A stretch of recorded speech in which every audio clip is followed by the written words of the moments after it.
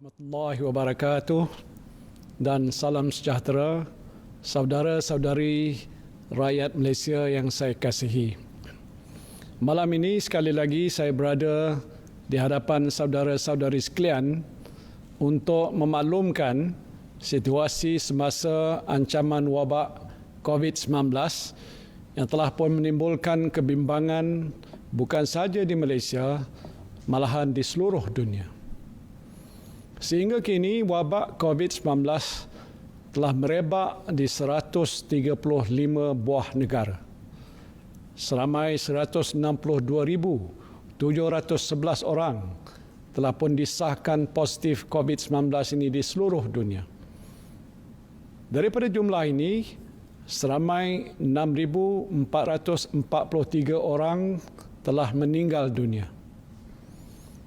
Di Malaysia telah berlaku peningkatan kes COVID-19 secara mendadak, iaitu 190 kes semalam, disusuli 125 kes baru pada hari ini, menjadikan jumlah keseluruhan individu yang dijangkiti wabak ini adalah sebanyak 553 orang.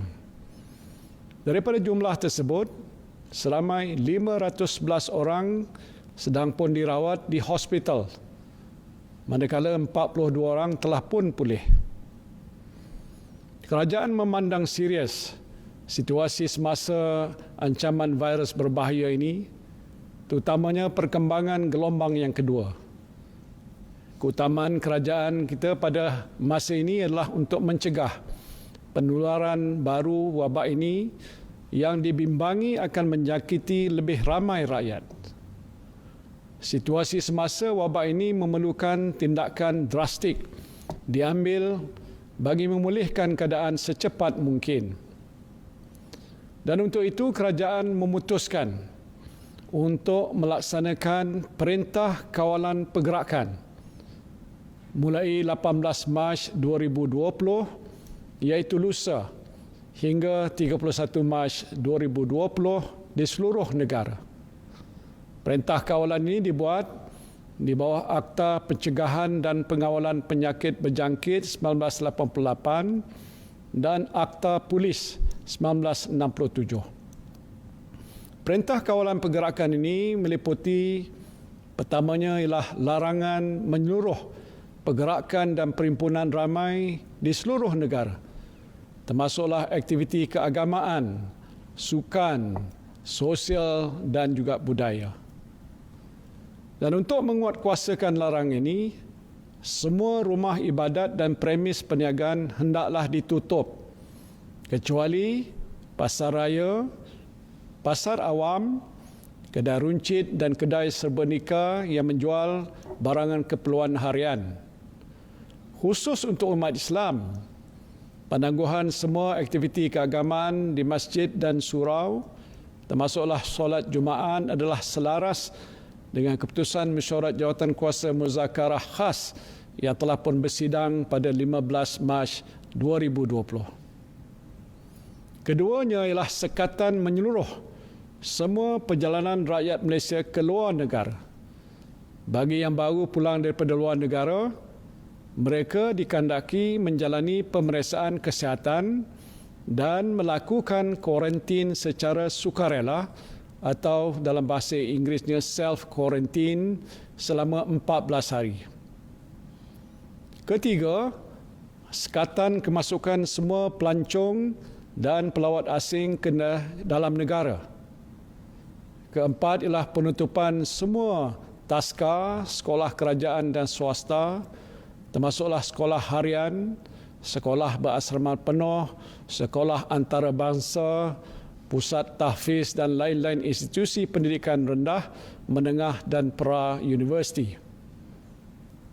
Kelima ialah penutupan semua institusi pendidikan tinggi, IPT awam dan swasta, serta institut latihan kemahiran di seluruh negara.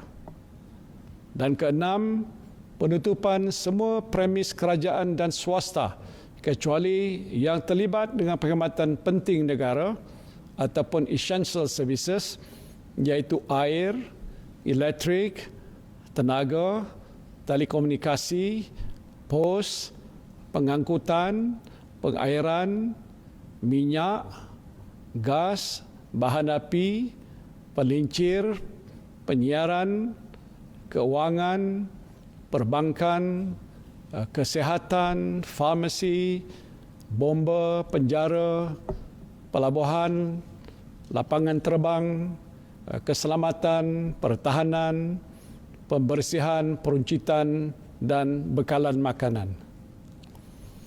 Saya sedar bahawa saudara dan saudari mungkin merasakan bahawa tindakan yang diambil oleh kerajaan ini menimbulkan kesulitan, kesukaran untuk saudara-saudari menjalani kehidupan seharian.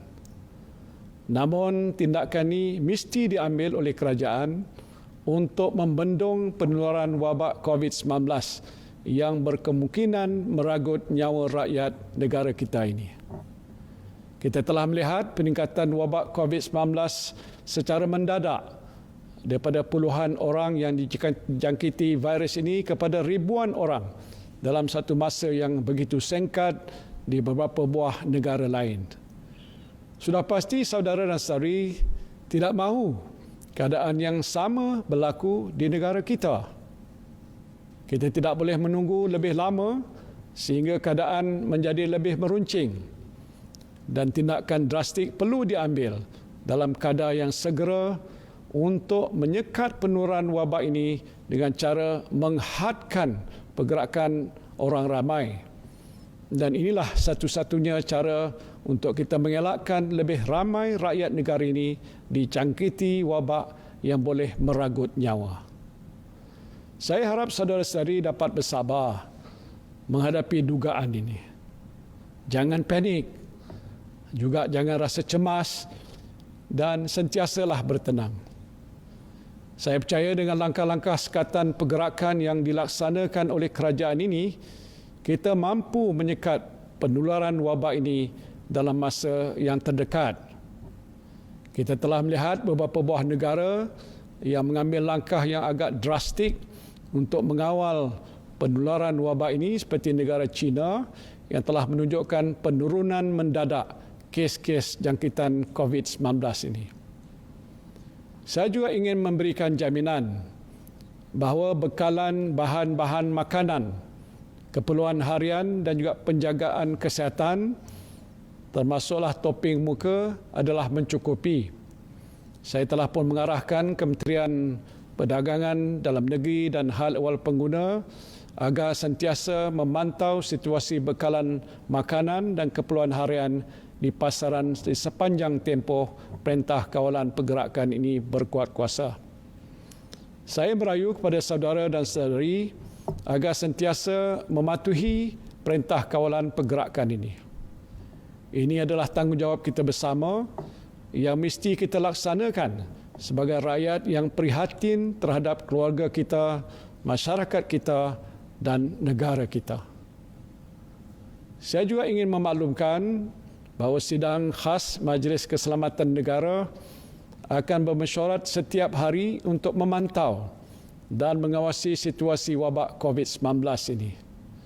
Saya sendiri akan mempromosikan mesyuarat ini dan juga memaklumkan kepada saudara-saudari perkembangan situasi wabak COVID-19 dari semasa ke semasa. Jika saudara dan saudari mempunyai sebarang pertanyaan berhubung dengan Perintah Kawalan Pergerakan, saudara-saudari boleh menghubungi Pusat Pengurusan Operasi Negara di talian hotline. Nombornya 03-8888-2010.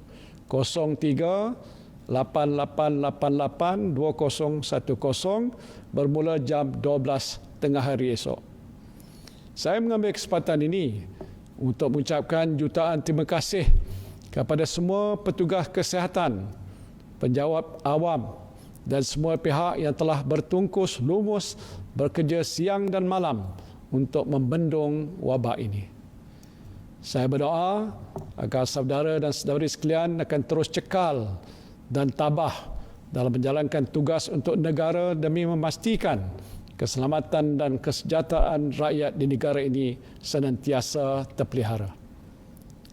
Akhir sekali, saya berdoa agar saudara dan saudari sekalian senantiasa diberikan perlindungan oleh Allah Subhanahu wa taala. Wabillahi taufiq wal hidayah. Assalamualaikum warahmatullahi wabarakatuh.